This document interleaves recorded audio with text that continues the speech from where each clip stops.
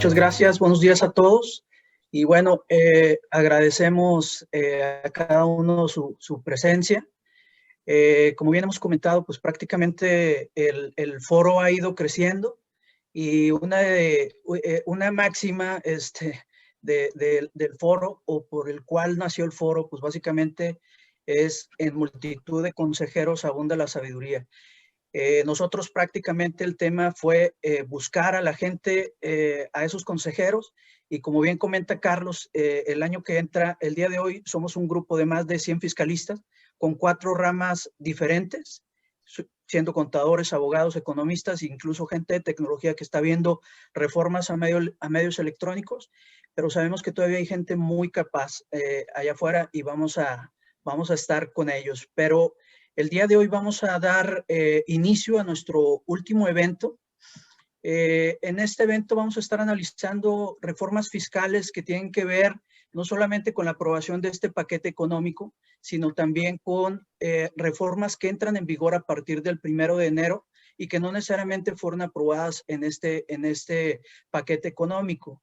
Uno de ellos tiene que ver con la cuestión de los esquemas reportables, siendo una reforma del 9 de diciembre en el título sexto, y tiene que ver con la revelación de esquemas reportables, siendo el artículo 197 al 2002. A lo largo del año hemos estado hablando sobre estos temas, Carlos, y tú has sido uno de los principales promotores en estar analizando tendencias que tienen que ver con esta temática. Y me gustaría que pudieras poder compartirnos la reflexión y ver qué es lo que nos espera a partir del 1 de enero del 2021 con este nuevo título, siendo el título sexto de la Ley del Impuesto a la Renta, que tiene que ver con la revelación de esquemas reportables. No sé qué nos puedas comentar, Carlos, adelante. Correcto, gracias Luis. Bien, como lo comentas, efectivamente se trata de... Disculpa, Gustavo, si pudieras silenciarlos. Ahí se involucró una conversación. Bueno, como comentabas bien, Luis, este tema de los esquemas reportables es algo que se aprobó en la reforma fiscal para el 2020, más sin embargo, se estableció un régimen de transición a partir del cual los contribuyentes y los asesores fiscales, dependiendo de la obligación que les corresponda, ahorita lo voy a platicar un poquito más a detalle, pues empezarán a proveer de la información requerida en este nuevo título en el 2021. Y es por eso que resulta bastante importante tener presente este tema, sobre todo porque los plazos estarán venciendo por ahí de mitad de febrero y para revelar estos esquemas reportables, y las consecuencias de no hacerlo pues pueden ser serias y catastróficas, inclusive para los contribuyentes y los asesores. A fin de tener claridad, que creo que lo podemos resumir en algunas preguntas. Por ejemplo, de entrada, ¿qué es? Esto es una nueva obligación que consiste básicamente en proveer de información específica al SAT. Información respecto de determinados planes, proyectos, propuestas, asesorías, recomendaciones, instrucciones que se expresen con el objeto de materializar una serie de actos jurídicos, o lo que típicamente se conoce en la planeación fiscal, los diferentes pasos de la estructura, los diferentes pasos del esquema. Para poder saber si estamos en presencia o no de un esquema reportable, la ley precisa realizar un test de 3 pasos. El primer paso es definir si estamos en presencia de un esquema. El segundo es si genera un beneficio fiscal en México. Y el tercero es si tiene alguna de las características de las 14 fracciones del artículo 199, o bien si se trata de algún mecanismo que evite aplicar el propio artículo 199. ¿Por qué es relevante hacer este test? Porque puede haber, digamos que, ciertas actividades de los asesores fiscales que ni siquiera califiquen como un esquema, como podría ser dar una opinión respecto de un tratamiento fiscal específico de algún tema fiscal. Habrá otros que sí van a hacer esquema, porque si es un proyecto, si es un plan, es una asesoría, una instrucción que tiene por objeto materializar una serie de actos jurídicos, pero no encuadra en alguna de las características, de las 14 fracciones del artículo 199, ni tampoco busca evitar la aplicación del artículo 199, y entonces no va a ser un esquema reportable. Sí va a ser un esquema, pero no un esquema reportable, y por lo tanto las obligaciones serán otras. De ahí la importancia de que en estos casos, pues llevemos a cabo este test de 3 pasos a fin de identificar si nuestra actividad primero califica como esquema, y si en caso de que califique como esquema, es un esquema reportable. Entonces, ese es un tema. Ahora, ¿qué es lo que se debe reportar o qué es lo que se debe revelar? Pues básicamente es información muy detallada respecto de este plan, propuesta, proyecto, asesoría. Información respecto del asesor fiscal que esté involucrado, del contribuyente que esté involucrado, los representantes legales del contribuyente, una descripción detallada del esquema, una descripción detallada del beneficio, e inclusive los ejercicios fiscales en los cuales se busca que se tendrá efectos este esquema reportable. Hay 2 tipos de esquemas y es importante distinguirlo porque finalmente de ello depende el momento en el cual se tiene la obligación de hacer la revelación correspondiente. Por un lado, se tienen los esquemas generalizados, que estos son aquellos que buscan comercializarse de manera masiva a cualquier contribuyente y que requieren mínima o nulo adaptación o ajuste para adaptarse al contribuyente. Es decir, yo tengo esta planeación que consiste en hacer estos 3 pasos y te produce este beneficio fiscal en México, entonces yo se lo puedo ofrecer a mi cliente A, a mi cliente B y a mi cliente C, y básicamente le tengo que hacer ajustes muy, muy pequeños. Eso sería un esquema reportable generalizado. Por el contrario, un esquema reportable personalizado, pues son aquellos que se diseñan, comercializan, organizan, implementan para adaptarse a un contribuyente en específico. Es decir, ese esquema solamente le sirve a ese contribuyente, no le sirve a nadie más. Entonces, esa es la diferencia entre un esquema generalizado y un esquema personalizado. Una pregunta común en este tema es ¿quién está obligado a reportar? Y por regla general es válido decir que somos los asesores fiscales los que estamos obligados a reportar. Más sin embargo, también habrá casos en el cual los contribuyentes son los obligados a reportar. Por ejemplo, el asesor fiscal va a estar obligado a reportar porque la ley, digamos que parte de la premisa que los esquemas reportables pues son diseñados, comercializados, organizados, implementados o administrados precisamente por una persona que en lo ordinario realiza actividades de asesoría fiscal. Entonces, por ese motivo, la regla general es que va a ser el asesor quien deberá llevar a cabo la revelación correspondiente. Claro está que no cualquier persona califica como un asesor. La ley define un asesor como aquella persona que primero en lo ordinario realiza actividades de asesoría fiscal. Si es una persona que no se dedica a asesorar fiscalmente, no puede calificar como un asesor fiscal.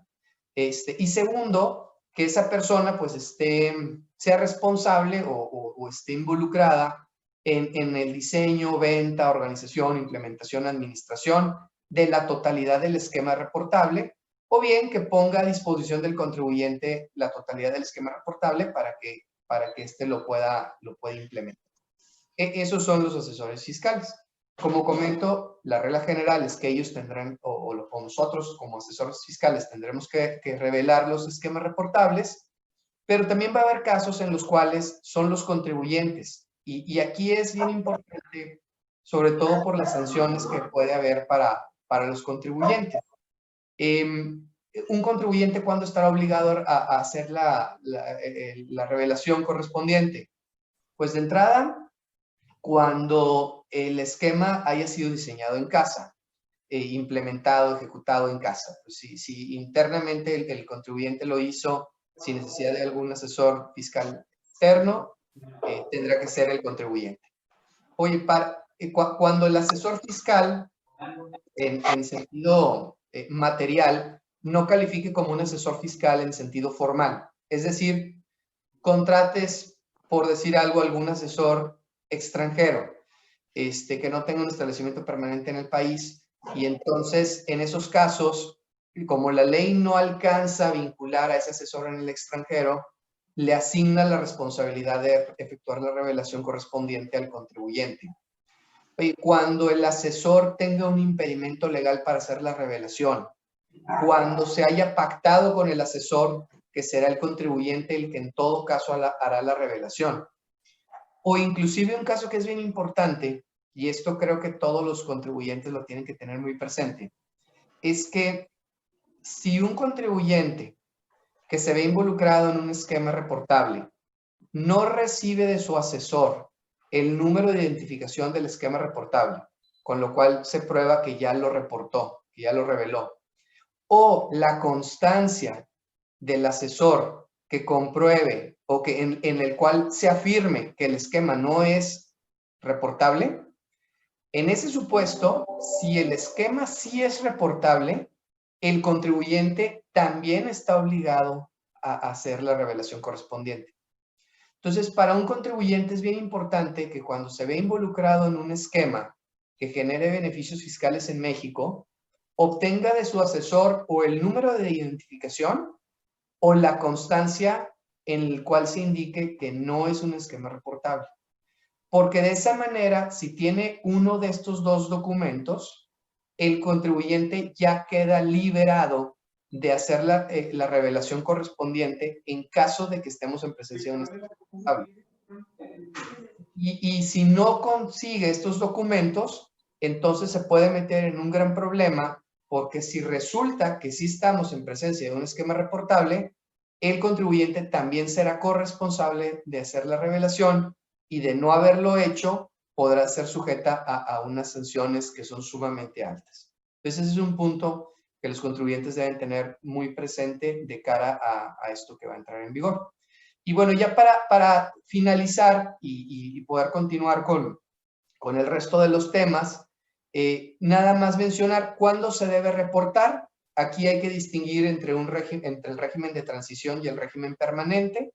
El régimen permanente nos dice que son 30 días hábiles, que va a depender si el esquema es generalizado o personalizado. En el caso de que sea generalizado, será a partir del primer contacto para su comercialización. Y la propia ley nos da una definición auténtica de qué debemos entender de este primer contacto. Y básicamente es que pongas, le des a conocer a un tercero la existencia del esquema. Entonces, prácticamente desde la primera llamada, desde el primer mail, en donde le das a conocer la idea fiscal de planeación a un posible cliente, ya prácticamente se tiene la obligación de llevar a cabo la revelación correspondiente si estamos en presencia de un esquema generalizado. Por el contrario, si es un esquema personalizado, pues se va a requerir que se ejecute el primer hecho o acto jurídico que forme parte del esquema, o bien que se ponga a disposición del contribuyente el esquema. ¿Cómo se debe? Esto es, como comento, para el régimen permanente. Para el régimen de transición es exactamente lo mismo, solo que los plazos empiezan a contar a partir del 1 de enero del 2021. Y de ahí la importancia de platicar esto en la sesión del día de hoy, porque pues los plazos ya están prácticamente por iniciar en algunos días. Es importante mencionar que aquellos esquemas reportables que hubiesen sido implementados antes del 2020, pero que sigan surtiendo efectos fiscales después del 2020, se tienen que revelar por el contribuyente. Aquellos esquemas reportables que hayan sido implementados antes del 2020 y que ya no tengan efectos fiscales después del 2020, no se revelan por nadie. Eso quedó en el pasado. Y aquellos esquemas reportables que se hubiesen implementado, comercializado, etcétera, en el 2020, se deberán revelar por el asesor o en su defecto por el contribuyente de darse alguno de los supuestos que mencioné anteriormente. ¿Cómo se va a reportar? Cumpliendo con las reglas del SAT, que por cierto son reglas extremadamente detalladas en el sentido de la información que se debe proveer. Es prácticamente una auditoría muy profunda. Se debe reportar a través de la página del SAT. ¿Qué pasa si no se hace? Y creo que es la pregunta importante. Pues la verdad es que se tienen una serie de infracciones y sanciones que son muy cuantiosas. Para los contribuyentes, para los asesores puede ir hasta 20 millones de pesos. Para los asesores son hasta 20 millones. Para los contribuyentes estamos hablando de una multa que puede ir del 50 al 70% del beneficio fiscal, pero aparte darle reversa a los beneficios fiscales del esquema, lo cual es sumamente grave porque podría haber casos en donde el esquema reportable sea totalmente legal, pero por el hecho de no haberlo reportado, se prive al contribuyente del beneficio. Entonces es un tema que hay que tener mucho cuidado. Y bueno, ¿qué más debemos saber? Y con esto termino. Pues básicamente que la revelación del esquema no es la única obligación. En realidad hay otras obligaciones secundarias o paralelas a esta obligación principal. El asesor fiscal que haya revelado un esquema debe proporcionar el número de identificación al contribuyente. El contribuyente debe incluir el número de identificación en su declaración anual.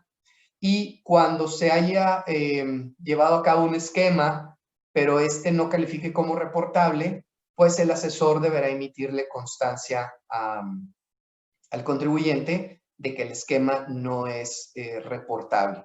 ¿Qué pasa si no emite esa constancia? Pues también es materia de multa. Me parece que son algo así como 30 a 40 mil pesos de multa por no haber emitido la constancia, en donde se den los motivos del por qué el esquema no califica como reportable. Y bueno, algo que genera algo de inquietud es que pareciera ser, por cómo están ahorita redactadas las reglas del SAT, y habrá que esperar la guía, pero en principio pareciera ser, estas constancias también se emiten a través de la plataforma del SAT, cuando la ley no lo indica así. Entonces, si esto fuera así, pues puede crear una serie de inconformidades en el sentido de decir, oye, pues si el esquema es reportable, te vas a enterar porque te lo tengo que revelar, y si el esquema no es reportable, pues también te vas a enterar porque la constancia la voy a generar a través de tu plataforma. Entonces, es un tema que habrá que estar muy atentos para ver en qué queda, finalmente con las guías de llenado y todo eso que se van a publicar próximamente. Y bueno, me parece que este es el resumen de lo más importante que tiene que ver con esquemas reportables, Luis. Muchas gracias, Carlos. Sin duda va a ser un tema que va a dar mucho de qué hablar, y como foro vamos a estar muy atentos, vamos a estar analizando ese tema. Al final de nuestra ponencia vamos a dejar 15 minutos para preguntas, si gustan ir tomando nota, y con gusto vamos a abrir 15 minutos antes de finalizar nuestra reunión para preguntas. Vamos a continuar con el programa. Me gustaría, Jorge, sabemos que pues, prácticamente en el Código Fiscal de la Federación hubo reformas relevantes. En tu caso, como experto, abogado fiscalista, pudiste notar que la parte de los acuerdos conclusivos, como parte de resolver una problemática, como un procedimiento conciliatorio sin tener que llegar a este tema, a parar a tribunales, ha sido algo muy importante, ha sido un tema muy importante para nosotros, para el mundo fiscal. Pero sabemos que hay reformas relevantes. Me gustaría saber cuál es tu opinión y en relación al acuerdo conclusivo, poder finalizar si estas modificaciones que está habiendo en el acuerdo conclusivo, ¿cómo lo ves tú? Si están beneficiando al contribuyente o realmente van en pos de debilitar esa figura. Adelante, Jorge. Muchas gracias, Luis, y buenos días a todos, y gracias por el tiempo. Bueno, pues como bien lo comentas, Luis, la figura del acuerdo conclusivo, pues bueno, ya estamos hablando que 8 o 9 años, ha sido una figura que llegó para quedarse, al menos hasta ahorita, y básicamente nos ha ayudado mucho a nosotros, los abogados, fiscalistas, litigantes, para tener un medio alterno de solución de controversias previo a llegar, como dices, a tribunales o ya a instancias ya de pleito seguro, ¿no? Entonces, básicamente con el acuerdo conclusivo lo que se busca es llegar a un acuerdo amistoso con la autoridad en la que a lo mejor, como bien se dice, más vale un mal arreglo que un buen pleito, más vale arreglarte y a lo mejor quitarte el problema de encima y a lo mejor tendrás que aceptar ciertas observaciones de la autoridad, pero la autoridad también en su afán por llegar a un acuerdo va a tener que aceptar pues la refutación de varias de las observaciones que ellos mismos hicieron. Todo esto ante presencia de un órgano, de un árbitro, que básicamente va a estar dando fe de la legalidad, ¿no? Del acuerdo. Entonces, ha venido funcionando muy bien. Las reglas estaban, pues ya no las sabíamos, muy específicas. Pues la regla por excelencia era que podías promover este tipo de acuerdos conclusivos en aquellas acciones de la autoridad que impliquen el ejercicio de facultades de comprobación, ya sea en cualquiera de las fracciones 2, 3 o 9 del artículo 42 del Código, es decir, visita domiciliaria, revisión de gabinete o revisión electrónica. Siempre, vaya, la única limitante que teníamos era que podíamos presentar la solicitud de acuerdo conclusivo hasta antes de que nos notificaran la resolución determinante de un crédito fiscal en términos del 50 del Código. Esto, ¿qué es lo que sucedía? Bueno, pues muchas veces nos tocaba que nos llegaba el citatorio para notificarnos el crédito fiscal y nosotros ese mismo día podíamos presentar la solicitud de acuerdo conclusivo o un poquito antes de la fecha de notificación que se ponía en el citatorio y con eso era suficiente para detener todo y bueno, pues entrar a una negociación con el SAT, repito, ante un árbitro o un órgano colegiado y que da fe, ¿no? De esta negociación. Eso era hasta, o será hasta el 31 de diciembre de este año. ¿Qué pasa con la reforma? Pues con la reforma se hacen varios cambios. El más importante es que, bueno, en la propuesta de reforma se proponía que podías presentar la solicitud de acuerdo conclusivo siempre y cuando haya una calificativa de hechos. Ese es otro punto importante. Calificativa de hechos por parte de la autoridad. Esta calificativa de hechos normalmente en una auditoría se presenta con la emisión del oficio de observaciones, con la emisión de la última acta parcial o el acta final, o precisamente en la resolución provisional en una revisión electrónica. Pero cabe la posibilidad de que desde un requerimiento previo ya haya una posición de la autoridad en cierta operación particular que estén revisando. Entonces, siempre que hubiese una calificativa de hechos, podíamos acudir al acuerdo conclusivo. La diferencia con esta reforma es que ahora en las auditorías, en específico en la visita domiciliaria, vas a poder promover tu acuerdo conclusivo hasta antes de los 20, bueno, más bien dentro de los 20 días posteriores a que se haya notificado la última acta parcial. Entonces, aquí ya nos limita el espacio de tiempo, porque si bien, como decía ahorita al principio, teníamos antes tiempo hasta antes de que nos notificaran la resolución determinante del crédito, ahora se limita ese espacio de tiempo a los 20 días hábiles posteriores a que nos haya notificado el acta final en las visitas domiciliarias, el oficio de observaciones en la revisión de gabinete o en la resolución esta parcial, en la presuntiva, en la revisión electrónica. ¿Qué es lo que sucede? Bueno, pues nos están restringiendo el espacio de tiempo.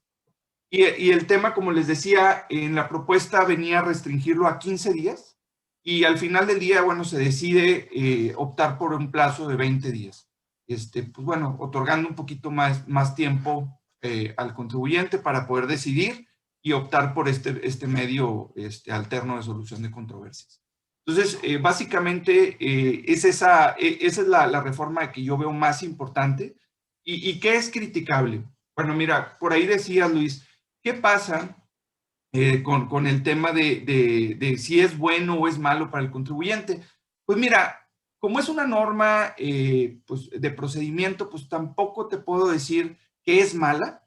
Es mala porque ya teníamos una ventana de tiempo más amplia. Por eso te puedo decir que es mala. Pero si desde un inicio se hubiera pactado esta regla, pues tampoco te podría decir que es algo malo. Simplemente te ciñas a las reglas. ¿Qué es lo malo? que no existe una disposición transitoria que nos diga qué debemos de hacer para aquellas notificaciones que ya hemos recibido antes de la entrada en vigor de la reforma. Ya por ahí Cristian García de Prodecon nos ha compartido en el chat que el criterio de Prodecon va a ser que esa reforma va a aplicar a partir del 1 de enero de 2021, es decir, a partir de que se nos notifique el acta final, oficio de observaciones o la revisión o la resolución provisional en las revisiones electrónicas, que sean notificadas a partir del 1 de enero de 2021. Pero bueno, esa es la posición de Prodecon. Falta ver cuál es la posición del SAT y bueno, evidentemente para ver si van a aceptar o no la procedencia de la solicitud del acuerdo conclusivo. En lo personal yo creo que eso es lo correcto. Sin embargo, hay una laguna y eso es lo criticable en esta reforma. Otra cuestión criticable es que a lo mejor tendríamos que tener muy en cuenta que no es posible tratar igual a todos los tipos de revisiones, porque no es lo mismo un acta final en una visita domiciliaria en donde ya se te otorgó el plazo de 20 días para que tú desvirtuaras las observaciones y aportaras pruebas suficientes para demostrar lo contrario, toda vez que a partir de que se notifica el último acta parcial tienes 20 días y posteriormente se notifica el acta final. Ahí ya ejerciste ese derecho, entonces ya tendrías, como quien dice, un camino andado y eso te va a servir para acudir al acuerdo conclusivo. Caso diferente es en la revisión de gabinete. ¿Por qué? Porque en la revisión de gabinete, todos sabemos, en términos normales, una vez notificado el oficio de observaciones, tenemos 20 días para contestar esas observaciones y ofrecer pruebas y manifestar lo que nuestro derecho convenga. Luego entonces estamos ahí en una encrucijada porque en la revisión de gabinete vamos a estar con los dos plazos al mismo momento.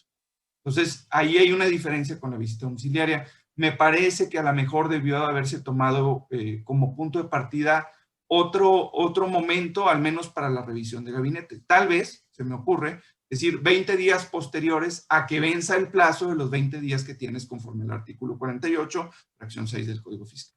Pero bueno, esas son situaciones que probablemente el legislador a un futuro vaya a tratar de enmendar. Esperemos que así sea. Y en la revisión de gabinete, pues es algo parecido.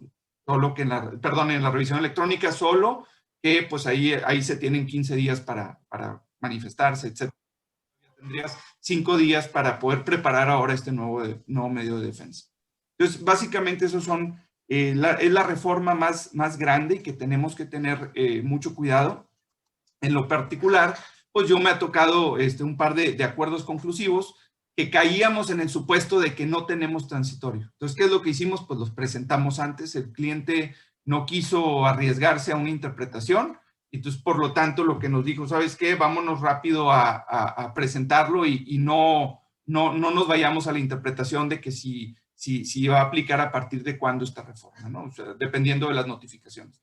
Entonces, ese es el único tema, pues, criticable para la reforma. Otra de las situaciones que se agregan en el 69C del Código se aclara cuáles son los supuestos en los que no procede un acuerdo conclusivo, que algunos de ellos ya estaban por entendidos, pero se aclaran específicamente que no procede promover un acuerdo conclusivo cuando hay facultades de revisión en términos del 22 y 22D del Código, en el sentido de verificar el saldo a favor solicitado en devolución o el pago y lo indebido.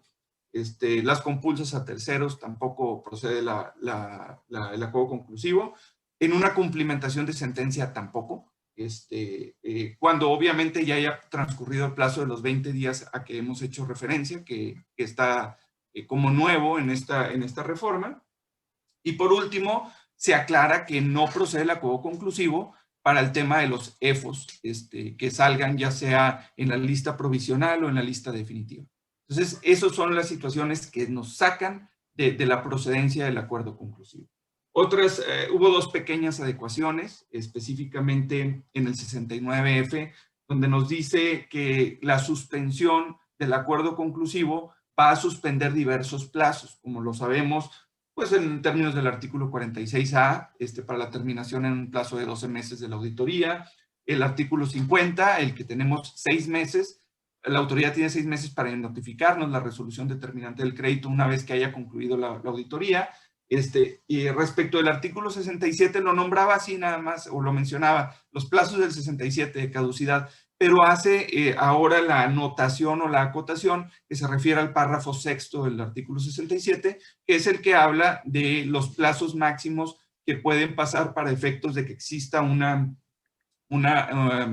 caducidad, es decir, los plazos de suspensión que deberían de considerarse para efectos de que se considere que se caducaron o no las facultades de comprobación, específicamente la de 6 años con 6 meses o 7 años, dependiendo del tipo de revisión. Y por último, está el tema que en el artículo 69H se agrega el supuesto de que contra las resoluciones adoptadas en acuerdos conclusivos, que son incontrovertibles, pues no procede ningún medio de defensa, pero tampoco procede ningún medio amistoso de resolución de controversias contenido en algún tratado para evitar la doble tributación. Básicamente es eso, las reformas que se están proponiendo para el tema de acuerdo conclusivo. Y muy rápido voy a tocar el tema de la cláusula antiabuso, en donde básicamente se hace una aclaración para efectos de, perdón, de determinar que cuando existe una presunción o una recaracterización por parte de la autoridad fiscal a la operación que está siendo auditada, pues básicamente lo único que se aclara es la recaracterización únicamente tendrá efectos en materia fiscal para la determinación de contribuciones omitidas y sus accesorios, pero no en materia fiscal, sin que esto obstaculice a la autoridad para efectos de determinar, pues bueno, la procedencia o en este caso la configuración de algún delito. Entonces, básicamente esto se hace esta precisión tratando de dotar de mayor certeza al contribuyente, pero también evitando alguna traba para el ejercicio de facultades de las autoridades en materia penal.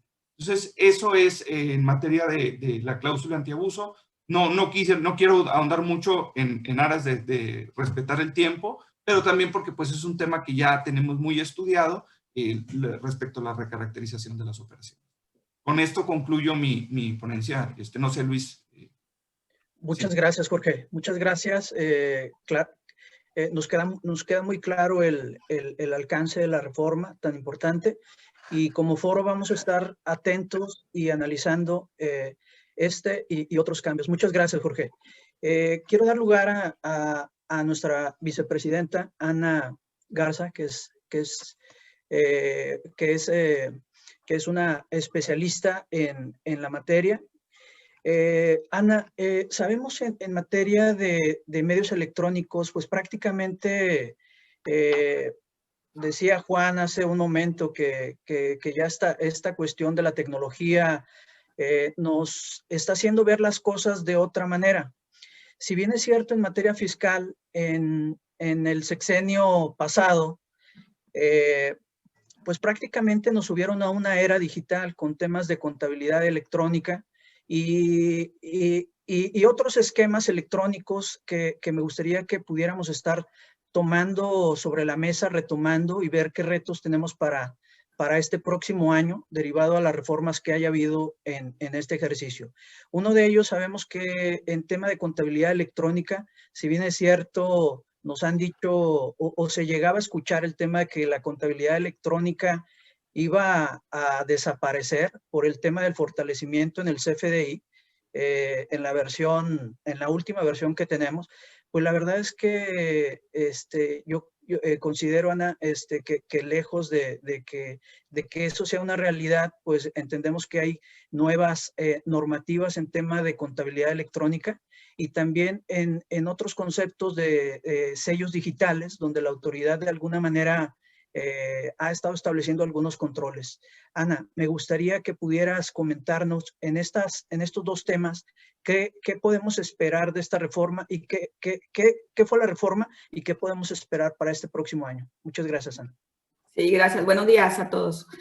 Y bueno, inicio con la parte, como bien comentaba Luis, la parte de la contabilidad. Y hay que recordar que en el artículo 28 del Código se establece qué es o qué se considera como una contabilidad. Y tenemos, entre otros, muchos, pues, los libros, sistemas, registros, estados de cuenta, etcétera, ¿no? Sin embargo, el artículo 30 este 28 que me define la contabilidad no fue modificado, no va a ser, no entra en vigor ningún cambio. Sin embargo, el artículo 30 se reforma y adicionan algunos párrafos a partir del año 2021, contemplando los cambios en los plazos para conservar la contabilidad. Y entre los principales observamos los siguientes. Primero, pues tenemos que recordar que como regla general se debe de conservar la contabilidad por 5 años. Sin embargo, pues hay algunos casos de excepción. Entre algunos tenemos los actos cuyos efectos se prolongan en el tiempo. Entonces, el plazo empieza a correr a partir de que se presente la última declaración del último ejercicio en el que se hubieran producido dichos efectos. Igualmente, si se promovió algún recurso, algún juicio, bueno, ese plazo de los 5 años empieza a contar a partir de que quede firme la resolución. Otros supuestos, por ejemplo, el caso de las actas constitutivas, contratos de AMP, fusiones, escisiones, aumentos, disminuciones de capital, las constancias también de pago de dividendos y demás, así como declaraciones de pagos provisionales y anuales, pues estos documentos deben de conservarse por todo el tiempo que subsista la sociedad. Estos son los casos de excepción a la regla esta de los 5 años, ¿no? Bueno, pues ahora se adiciona a estos casos de excepción un supuesto distinto, que es el de conservar la contabilidad por todo el tiempo que subsista en la sociedad respecto a la documentación necesaria para la implementación de los acuerdos alcanzados como resultado de un procedimiento de resolución de controversia en los tratados para evitar la doble tributación. Lo anterior, pues, surge derivado de la exigencia internacional de la acción 14 BEPS, donde México está comprometido a cumplir, implica, pues, y garantizar la implementación de los procedimientos administrativos que fomenten en sí la supresión y la resolución oportuna de todo conflicto de interpretación o aplicación de los convenios de los que México, pues, es parte, tomando, pues, mayor relevancia ahora con esto de la economía digital. Y por eso, pues, es necesario que nuestro país cuente con esta documentación cuya antigüedad debe de ser mayor a los 5 años, y esa es la justificación. Ahora, siguiendo con otros supuestos de cambio dentro de este mismo artículo 30, es de que según la exposición de motivos establece que, así como en el caso de pérdidas fiscales, también en los supuestos de las CUFINES, de las CUCAS y de otras cuentas fiscales y contables involucradas, pues es necesario acreditar la substancia económica de dichas cuentas. Analizando, pues, información y documentación, ya que dichas cuentas se componen de actos y operaciones que ocurren en ejercicios previos a la utilización de las mismas. Entonces, además bueno, establece la exposición de motivos que han detectado una cierta resistencia de parte de los contribuyentes para proporcionar la información y documentación soporte para acreditar precisamente esta substancia económica de las actas de aumento de capital, de reducción, de fusiones, decisiones, las constancias que emitan o bien reciban los contribuyentes, por lo que se adiciona a partir del 2021, bueno, que se acredite y conserve lo necesario para acreditar dicha substancia económica. De estos aumentos, disminuciones, de estos pagos de dividendo. Entre algunos ejemplos es, si tengo un aumento de capital, tengo que conservar los estados de cuenta. Tengo si es una revaluación de capital, tengo que conservar los avalúos, los registros contables. Si el aumento fue por un pasivo, bueno, pues establece que deberá certificar según reglas del SAT, la existencia contable y el valor de los mismos, de estos pasivos con los cuales se está haciendo este incremento de capital. En disminuciones, pues hay que conservar los estados de cuenta. Igual en el caso de fusiones y escisiones, los estados financieros, los estados de variación del capital, los papeles de trabajo de la CUCA, la CUFIN, del ejercicio anterior y el ejercicio posterior a que ocurrieron estos eventos o estas reestructuras. En el pago de dividendos, conservar los estados de cuenta en los cuales se está pagando los mismos. Ahora bien, en el caso de que las autoridades estén ejerciendo facultades de comprobación, antes solo se hablaba de que cuando se estuvieran disminuyendo pérdidas o bien tuvieran préstamos otorgados o recibidos, tenían que acreditar con documentación los mismos, independientemente que el ejercicio en el que se hubieran originado, o sea, en el pasado, pero en este momento, si estaban siendo sujetos a revisión, pues tenían que acreditar. Pues ahora, además de esos dos supuestos de las pérdidas y los pasivos, pues se están incluyendo que cuando se distribuya o se pague un dividendo o una utilidad, o se reduzca el capital, o se reembolsen, o se reenvíen remesas, deberán contar con el soporte del saldo original y todos los movimientos de la CUCA, de la CUFIN y otras cuentas fiscales o contables en los ejercicios en que se disminuyan estas pérdidas o se distribuyan los dividendos, reduzcan el capital o se envíen remesas. Hasta aquí creo que es los puntos más relevantes de la parte de la contabilidad. Si bien, bueno, creo que es una norma de procedimiento y como tal entendería que si, por ejemplo, a partir del año 2021 me inician las facultades de comprobación de un ejercicio del 2019, 18 o 20 anterior, pues, y me ubico en alguno de los supuestos estos que comentamos de aumentos, de disminuciones, de reducciones de pago de dividendos, pues tendría que estar acatando las reglas que están vigentes o que van a estar vigentes a partir del próximo año 2021, que es cuando me inicia este procedimiento. Sin embargo, bueno, no dudo que puedan existir igual argumentos o agravios para efectos de que procedan los amparos. Hasta ahí la parte de creo que son los puntos más relevantes de la contabilidad. Pasándome al otro tema que bien comentaba Luis, son la parte de los certificados de sellos digitales. Bueno, aquí se derogan en el artículo 17H bis, que contempla la restricción temporal de los sellos digitales, dos supuestos. Para ubicarlos o pasarlos a partir del año 2021 al artículo 17H, que establece la cancelación de los sellos digitales. O sea, que ahora, estando en estos dos supuestos, los sellos quedan sin efectos y de manera inmediata, y no así sujetos al procedimiento de la restricción, donde me los pudieran estar habilitando casi de manera inmediata, ¿no? ¿Cuáles son esos supuestos? Los supuestos son, uno, que se detecte que el contribuyente emisor del comprobante fiscal no desvirtuó la presunción de la inexistencia de las operaciones amparadas en dichos comprobantes y, por tanto, se encuentra definitivamente en el artículo 69B. O sea, este es uno de los supuestos, y el segundo es el de que detecten que el contribuyente no desvirtuó la presunción de transmitir indebidamente pérdidas fiscales y por lo tanto se ubica en el 69B bis.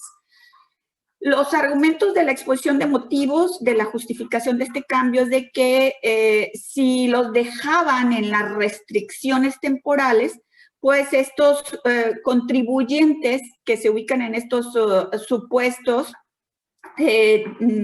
y los dejaban en restricción temporal, pues podían seguir habilitados para continuar con sus malas prácticas de factureros y de darles un efecto contrario a lo debido, ¿no? Ahora bien, en este artículo 17H de cancelación de sellos, el otro cambio relevante es en cuanto a los plazos de contestación, y se está ampliando para la autoridad de 3 días a 10 días a partir del día siguiente en que se reciba la solicitud para que den a conocer al contribuyente la resolución a través del buzón, si subsanaron o no las irregularidades detectadas, en el que puedan aportar pruebas y que a su derecho convenga en su caso, y obtener un nuevo certificado. Entonces, se amplían este plazo de 3 a 10 días. Esta ampliación la justifican comentando que es común que los contribuyentes presenten información que no había sido exhibida con anterioridad a las autoridades fiscales, igual que por el volumen y por la complejidad de la información y documentación también debe de ampliarse este plazo. Y que igual lo están igualando al plazo de los 10 días del 17H bis de la restricción de sellos. Y bueno, hasta ahí es la parte de la cancelación. Nos vamos, también hay reformas en el 17H bis, que es el de restricción de los sellos digitales. Y ahora, en este supuesto, pues están estableciendo un plazo de 40 días hábiles en los cuales puedan presentar solicitudes de aclaración los contribuyentes para subsanar las irregularidades detectadas o desvirtuar las causas que motivaron esta medida de la restricción de los sellos, diciendo la exposición de motivos que consideran conveniente tener, pues, ese límite temporal de los 40 días, en lugar de que se mantuviera por un tiempo indefinido la posibilidad de aclarar estas circunstancias, diciendo que máxime que los contribuyentes son los principales interesados en recobrar la expedición de los sellos para no trastocar su operación. Y bueno, pues hay que recordar que al día siguiente en que se presente la solicitud se deben de estar restableciendo los sellos y que pues la autoridad en un plazo de los 10 días deberá emitir en sí la resolución definitiva. Cabe aclarar que una vez que transcurran, a partir del próximo año, ya entrando en vigor estos 40 días, una vez que transcurran los 40 días hábiles, sin que el contribuyente presente una solicitud de aclaración, las autoridades van a proceder a dejar sin efectos los certificados de sellos digitales. Entonces, tenemos que estar más pendientes, sobre todo con aquellas empresas que pues no operan de manera regular, ¿verdad? Pero sí las tenemos por ahí activas. Y bueno, hasta ahí son mis comentarios, creo, de estos dos puntos. Muchas gracias, Ana. Sin duda son temas muy importantes que debemos de tener en cuenta, y partiendo en premisa, como bien comentabas, Ana, que la contabilidad parte de dos premisas y una la parte documental. Muchas gracias, Ana. De igual manera, quisiera invitar al panel que nos pudiera comentar algo nuestro miembro del consejo, tesorero, especialista en temas fiscales y director de Fiscalia. Sabemos, Gustavo, que tú has estado muy atento, incluso que han tenido convenios con algunas plataformas digitales derivado de las reformas que ha habido y que de alguna manera están teniendo un impacto y tendrán un impacto el año que entra. Me gustaría, Gustavo, que pudiéramos abordar dos temáticas. La primera de ellas es la cuestión de las plataformas digitales, pero también sabemos que tú tienes un análisis en la página donde prácticamente vamos más allá del tema de la actualización de la tarifa, sino pues realmente cuál es el análisis, qué es lo que nos está dejando y cuál es la afectación que tiene ese tema. No sé, Gustavo, si nos pudieras comentar. Adelante. Sí, gracias, Luis. Pues brevemente, el tema de plataformas digitales pareciera ser, al menos yo sí lo percibo digamos en el medio, como que algo muy lejano que aplica nada más a las plataformas, a las grandes empresas transnacionales. Y la verdad es que no, tiene una aplicación en toda la gente que comercia en este medio electrónico. Entonces, como ya muchos leyeron en la reforma, el cambio principal de las plataformas digitales es que se migra, digamos, de un esquema de retención progresiva que no obstante se le advirtió a la autoridad que no iba a ser operable y demostró que no lo era. Entonces migran de un esquema de retenciones progresivas Con esto me refiero a una tarifa en donde mayor es el ingreso, mayor es la tasa de retención, se migra a una retención de una tasa única. Es una tasa única por industria, una tasa del 2.1% para servicios de transporte y entrega como Uber y Rappi, una tasa del 4% para servicios de lo que se llama de renta vacacional como Expedia, Booking, Airbnb, y una tasa del 1% para otros servicios y comercio, que es todo lo que, por ejemplo, Amazon, Mercado Libre. ¿Esto qué implicación tiene? Bueno, para las plataformas digitales, para las empresas, es una implicación operativa brutal, porque tienen que modificar, y ya van tarde, ¿verdad? Ahorita haciéndolo. Todos los cálculos que tienen que hacer para efectuar las retenciones son procesos sumamente complejos, son sistemas mundiales y donde un cambio implica una burocracia brutal. Entonces, algunas quieren sí estarán en tiempo para hacer los cambios, pero bueno, eso es en lo que corresponde a las empresas como tal, a las plataformas. Pero en lo que nos importa a los contribuyentes de a pie que operan a través de estas plataformas, es que este cambio sin duda es benéfico. Es decir, estas retenciones de plataformas digitales siguen siendo una barrera de entrada al comercio electrónico, pero bueno, esta barrera, digamos que ya se hace más bajita, ¿verdad? Porque las retenciones son menores. Tener una retención de 1%, pues es mejor que una de un 5%. Dependerá mucho de tu margen de utilidad en este caso, ¿verdad? Para ver si te conviene o no. Pero aquí, ¿cuál es digamos, el punto que las empresas se tendrían que llevar a analizar? Es, con esta baja de retención de hasta un 1%, entonces ya resulta muy atractivo estar planeando, digamos, inclusive reestructurando tu operación para poder estar pagando un 1% de impuesto de pago provisional. Imagínate, ¿qué prefieres pagar? Estamos hablando de personas físicas, obviamente, que es a quien les aplica la retención. A personas morales no se les retiene. Pero la persona física, estar haciendo un pago provisional con base en una tarifa que llega al 35% sobre la utilidad, o estar pagando el 1% de los ingresos brutos, ¿verdad? No necesariamente uno es mejor que otro, hay que ver cada caso en particular, pero digamos, la reseña o el punto que yo les quisiera dejar es eso. Oye, todos los clientes que estén operando en plataformas digitales, hay que hacer ese análisis, porque es un análisis, a fin de cuentas, que tiene un efecto financiero, a ver qué es lo que conviene de esquema de retención. Bien, eso en cuanto a plataformas digitales. Sabemos que también viene la famosa desconexión, ¿verdad? Aquellos que no cumplan, los van a desconectar de la red de telecomunicaciones, pero eso otra vez es un problema ya específicamente de las plataformas. Pasando ahora sí rápidamente también a la parte de la actualización de la tarifa. Como bien lo dices, Luis, no es una reforma, es algo que ya viene en la ley. Cada periodo en que se acumule, o cada vez en que en un periodo se acumule un 10% de inflación, se dispara, digamos, el supuesto de actualización de tarifas. ¿Qué implicación tiene? ¿Qué implicación tiene que se actualice la tarifa? Porque hace 3 años que esto sucedió, se prestó a malas interpretaciones, sobre todo por la prensa, diciendo van a aumentar los impuestos porque la tarifa va a aumentar.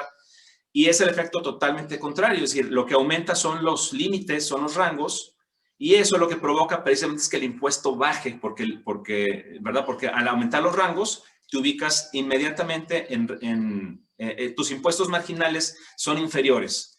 Rápidamente, para darnos una idea, aunque todavía no se publica de manera oficial por el SAT, no debe tardar, en estas semanas debe de estar, no sé si están viendo ahí mi pantalla.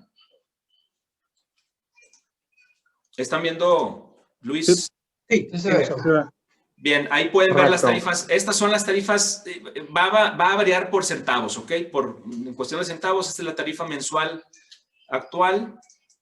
Y esta es la tarifa estimada para 2021. Es les digo, van a ser diferencias de centavos. Y esta es la tarifa anual.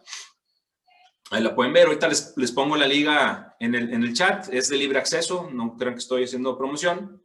Pero el tema aquí es que esto inicia en enero. Hay que actualizar sistemas de nóminas, ¿verdad? Hay que actualizar papeles de trabajo. Y esto va a traer, repito, una reducción del impuesto, Dependiendo del rango es el impacto. Hay en los rangos donde mayor impacto se da es más o menos entre 5 y 7 mil pesos de salario mensual, donde la reducción del impuesto va a ser de hasta un 50%, ¿verdad? En términos nominales no será mucho, 40, 50 pesos, no parece mucho, pero en salarios en salarios de esos niveles, obviamente que esos 40, 50 pesos es una cantidad importante. Bien. Y nomás rápidamente para cerrar este punto, aclarar que la tabla de subsidio al empleo esa no se actualiza, ¿ok? ¿Por qué no se actualiza? Porque la disposición que contiene la tabla de subsidio del empleo simplemente no contempla que se actualiza, y la intención siempre ha sido que, como siempre se ha querido quitar, si recordaron hace 20, 25 años, la discusión ha sido que se quitara ese subsidio, y obviamente es algo que políticamente es muy costoso.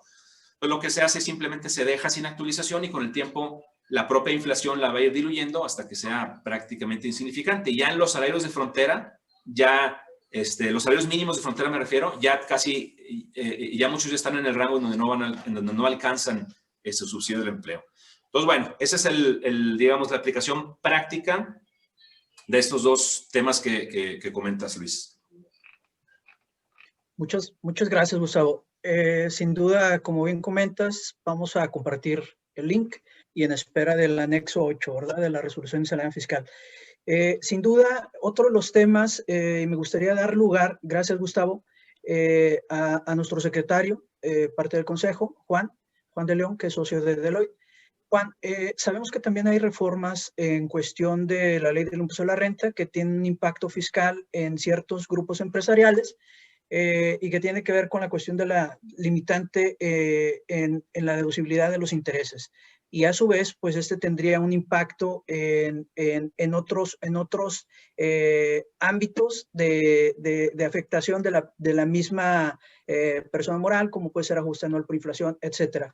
Me gustaría, Juan, que pudieras comentarnos en qué consiste la reforma y qué es lo que esperamos para 2021. Muchas gracias, Sí. Juan. Hola, Luis, buen día.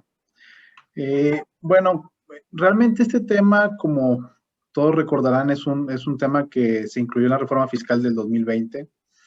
Y pues, ¿en qué consiste básicamente? En que vamos a tener un no deducible nuevo por concepto de intereses adicional al de la capitalización delgada, en el que se van a determinar los intereses netos que tenga a cargo una persona moral. Estos intereses a cargo serían la cantidad que resulte de comparar el monto de los intereses a cargo, sin incluir para estos efectos la fluctuación cambiaria, contra los intereses a favor.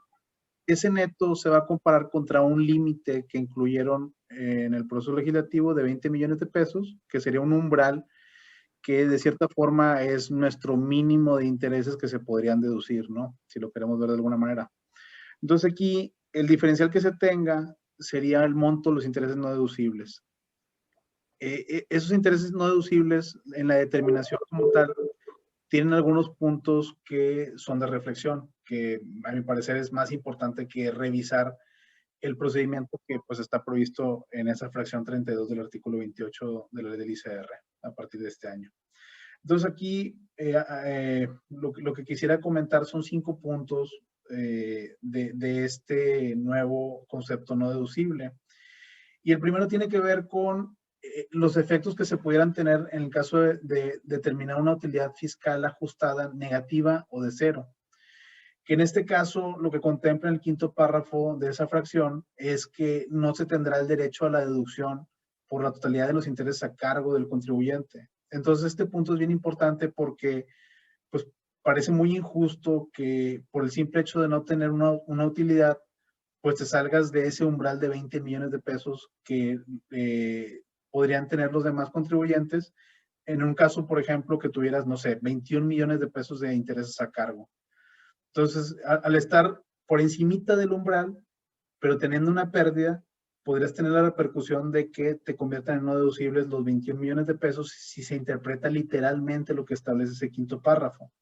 Entonces, sí va a ser un tema práctico a la hora de estar haciendo el cálculo de esos intereses no deducibles en el cierre de 2020, porque podemos encontrar tal vez casos muy contados en los que tengas una pérdida fiscal o una utilidad fiscal ajustada negativa, y pues vais a estar en la disyuntiva si hacer no deducibles los 21 millones o el millón que es el copete que excede del umbral de los 20 millones que pone como límite esa fracción 32.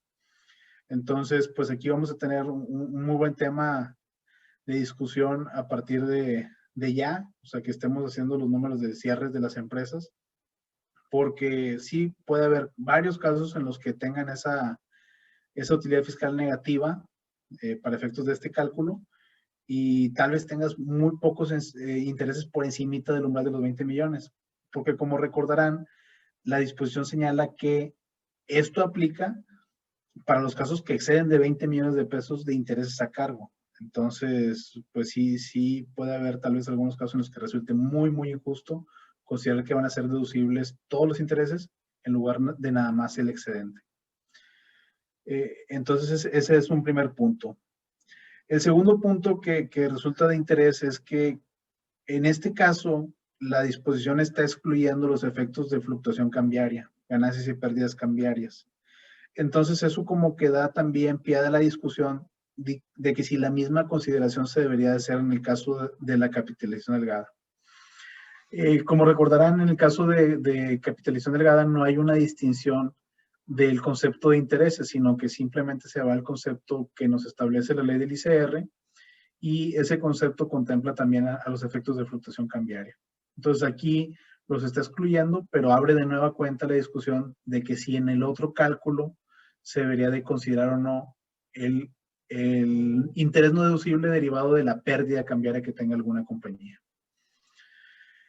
Un tercer punto que también resulta relevante es las excepciones que está considerando la disposición para efectos de este cálculo de intereses no deducibles, porque como recordarán, pues están basados principalmente en temas de infraestructura.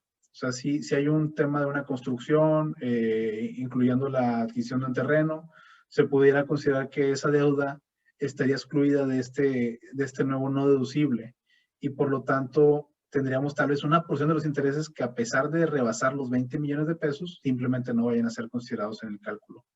El tema aquí es que posiblemente esto sí sea un freno al desarrollo tecnológico del país porque pues prácticamente está enfocado simplemente a infraestructura, pero no a la adquisición de maquinaria y tecnología. Entonces, pues esperemos que en algún momento la autoridad y el gobierno consideren el incluir como parte de las excepciones también la inversión en ese tipo de erogaciones o activos. Y que también pues pudiera ser algún punto que veamos que hay algún cambio.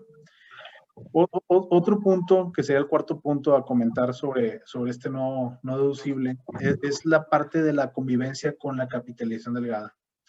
En el 13º párrafo de la fracción nos señala que en el caso de que los intereses no deducibles que se determinen de conformidad con esta fracción sean superiores a los que se determinen por el cálculo de la capitalización delgada, van a convertir en no aplicable la fracción de capitalización delgada. Y aquí, pues pareciera ser que, pues lejos de perjudicarte, te está ayudando, porque en el tema de capitalización delgada, el interés que tengas en supuestos de esa fracción, de la fracción 26 del mismo artículo, van a ser un no deducible permanente, pero en este caso es un no deducible temporal, que puedes revertirlo con el paso del tiempo. Entonces, si bien te encontrabas en un supuesto de un no deducible permanente por la capitalización delgada, te sales de ese permanente a un temporal al encontrarte ahora en la fracción 32 del artículo 28.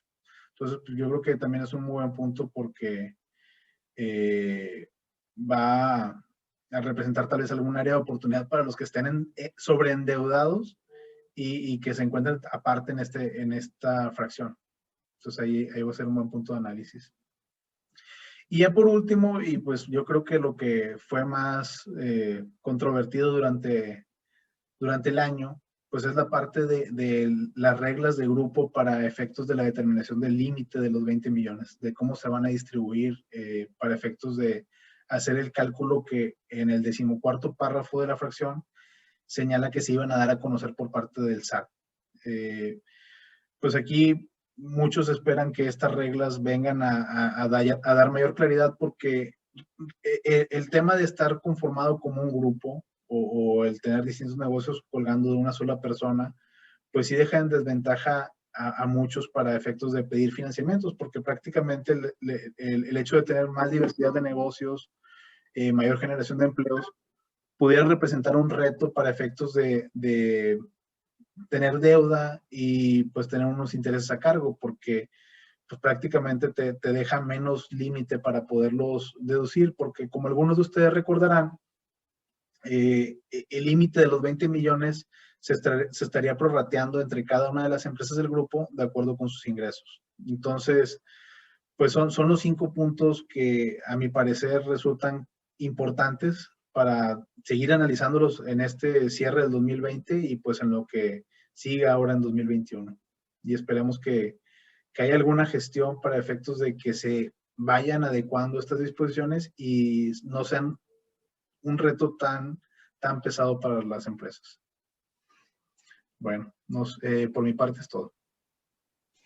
Muchas gracias, Juan. Muchas gracias y sin duda, como bien comenta Juan, estaremos actualizando en el grupo cualquier tema que debamos de estar analizando. Muchas gracias, Juan, por tu participación.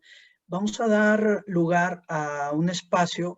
Sabemos que nos quedan algunos minutos, pero queremos aprovechar para poder abrir el foro a preguntas. Aquí en el foro ya tenemos algunas preguntas. Vamos a empezar, Carlos. Me gustaría que pudiéramos considerar el tema. Pregunta nuestro asociado Carlos Saucedo, asociado y amigo. Nos dice, ¿qué escenarios desprenden en materia de esquemas reportables, en materia de impugnación, los esquemas reportables? Adelante, Carlos. Sí, gracias, Luis. Buenos días, Charlie. Gracias por tu pregunta.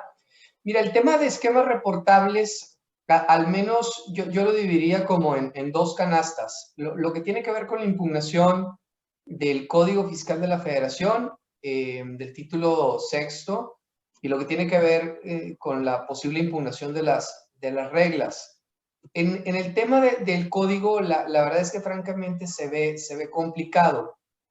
Se me ocurre de entrada que se podría tratar de enderezar algún tipo de argumento similar a lo que en su momento se ha argumentado en aquellos casos en donde se impugna el artículo 42A, me parece, del Código Fiscal de la Federación, y que la Corte ha declarado inconstitucional por el hecho de molestar al contribuyente sin que haya iniciado el ejercicio de facultades de comprobación. Entonces aquí es decir, oye, pues, ¿para qué quieres que te entregue información si no me estás ejerciendo facultades? Eso me genera un acto de molestia fuera de facultades, entonces no está justificado en el artículo 16 constitucional. De repente por ahí se podría intentar algo, pero la verdad de las cosas es que es algo complicado porque ya ha habido otros casos de informativas, precios de transferencia, etcétera, que pues no han dado resultado y seguramente se han hecho valer argumentos similares. Entonces yo veo un poco complicado el tema de impugnación del código. De la parte de las reglas, me parece que ahí sí podría haber bastante más margen de maniobra, porque si te has dado oportunidad de leer un poquito las reglas, pareciera ser que muchas de ellas van más allá de la ley. Si la ley te dice, oye, tú me tienes que reportar X esquema, en las reglas te dicen, bueno, y aparte también infórmame esto y otro, que no tiene nada que ver con el esquema, y pareciera ser que eso va más allá de la ley y podría haber ahí algún tipo de violación.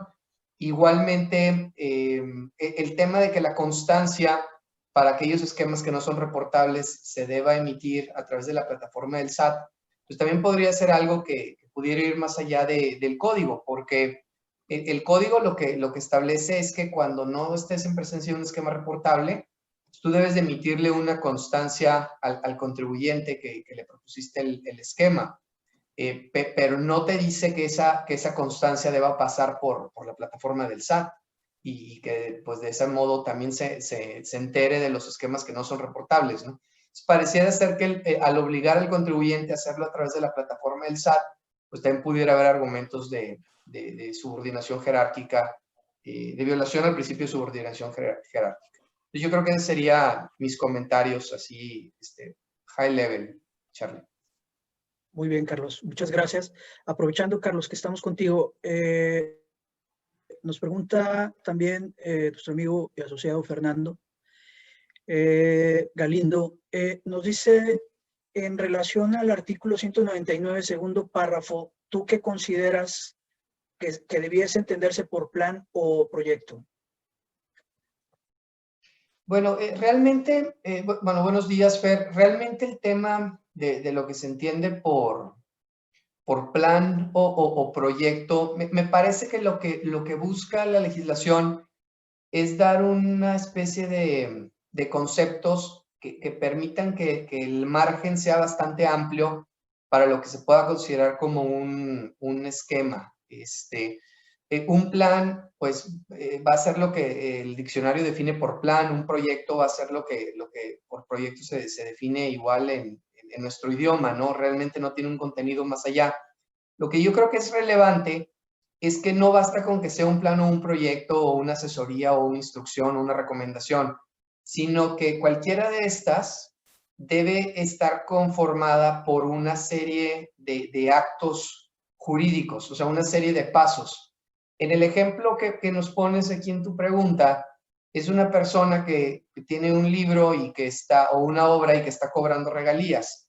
Pues eso pues no involucra una serie de actos. Eso es simple y sencillamente le está dando el tratamiento fiscal que considera que se le da a una actividad que es el cobro de regalías.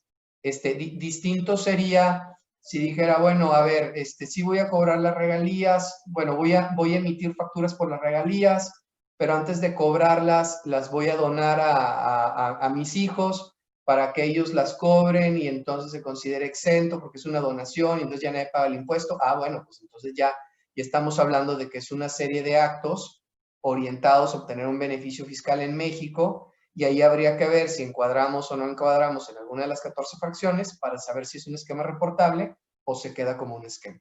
Pero algo así como, oye, nada más cobro regalías, pues eso definitivamente no encuadraría en una serie de actos y por lo tanto, a mi juicio, no sería un esquema. Muchas gracias, Carlos. De igual manera, como foro, una de las cosas que nos caracteriza es el poder analizar y poder llevar más allá una norma en que nos pudiera estar afectando. Jorge, me gustaría que nos pudieras comentar en relación al tema del acuerdo conclusivo y a su vez con la normativa en materia de derechos humanos. ¿Tú consideras que esta modificación en plazo transgrede el tema de progresividad en materia de derechos humanos? Sí, muchas gracias, Luis, y gracias, Carlos, por la pregunta. Mira, básicamente yo estoy de acuerdo con Charlie en el sentido de que sí puede haber una violación al principio de progresividad en materia de derechos humanos, simple y sencillamente porque no existe un régimen de transición. Al haber un régimen de transición en donde progresivamente se pueda aplicar este cambio, pues precisamente se hubiese evitado esa violación. Sin embargo, bueno, y aparte, en adición a esto, también se puede decir que hay una violación al derecho humano del debido proceso. ¿Por qué? Porque no está permitiendo esta reforma que adoptemos el cambio de una manera progresiva o de manera transitoria. Sin embargo, digo, yo estoy muy a reserva de lo que vaya a suceder porque pues es un tema que a lo mejor es una cuestión de meses lo que nos va a llevar esta encrucijada, es decir, aquellos oficios de observaciones o últimas actas parciales que nos hayan notificado, pues van a ser las de, no sé, agosto, como lo más atrás, agosto, septiembre, para efectos de poder tener este problema en este tipo de auditorías. Y a partir del 1 de enero de 2021 hacia adelante, yo no le veo tema. Entonces, simplemente es una modificación en las reglas y el único problema que le veo es el régimen transitorio que no señala nada. Pero repito, al ser tan corto el periodo de tiempo, pues yo creo que no nos traería ni siquiera una controversia que vaya a llegar a un rango mayor y que sea, pues, así algo muy, muy importante públicamente. Digo, eso desde ahorita lo veo yo así, lo visualizo, probablemente me equivoque, y ya, ya lo veremos. Como dicen, los toros de la barrera se ven diferentes, ¿no? Entonces, esa es mi opinión. Muchas gracias, Jorge, por tu brillante opinión.